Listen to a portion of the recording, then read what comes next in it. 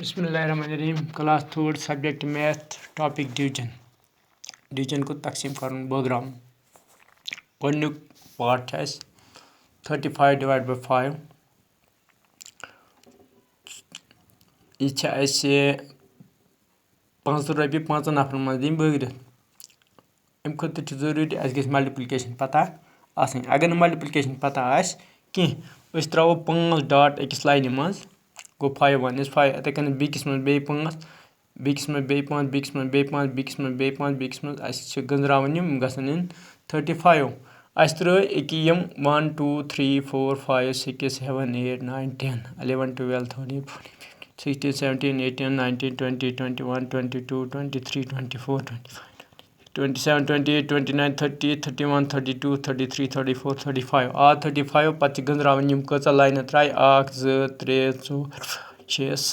7 line सह गो 5 7 8 गो 35 अगर हुत कन मल्टिप्लिकेशन तेल डायरेक्ट पढ़ मल्टीप्लाई 5 अगर इत कन करो यह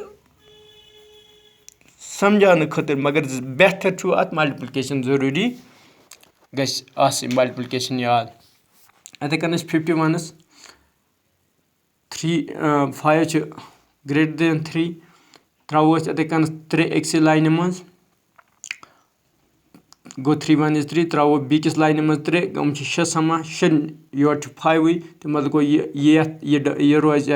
अड़ी लाइन तो मतलब गो अक गई कंप्लीट सह करो 3 1 इज 3 अत बचे 2 वालो योर यह 1 बोन ताकि यह गई 3 नश बोड़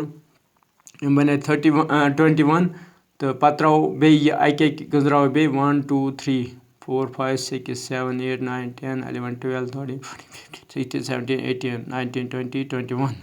आय कस लाइन 1 2 3 4 5 6 7 7 लाइन मज कत आय 21 सह लिख अस 21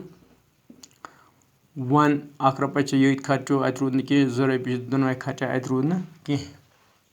इथे कन कर त्रीमिस पार्टस ते 45 डिवाइड बाय 3 4 ग्रेटर देन 3 तमें मतलब गो त्रो गोडनथ 3 क्या 3 1 पढ़ान 3 टेबल पढ़ान दुमिस मज कंप्लीट गसान क्या दुम लाइन मज अक्स मज पेवान यह चूरम तमें मतलब गो इस कंप्लीट लाइन गई सू लेखन गई अक लाइन गो 3 1 इज 3 4 मज फुट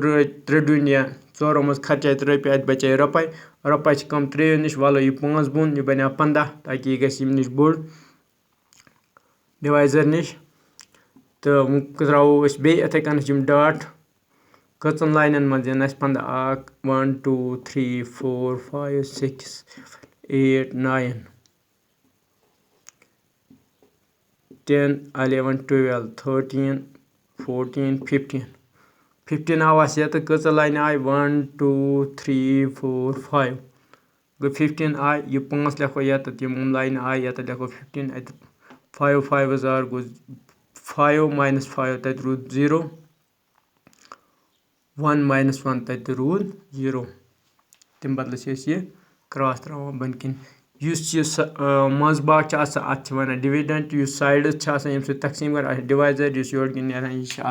क्वोशंट ये आंसर वन थैंक्स।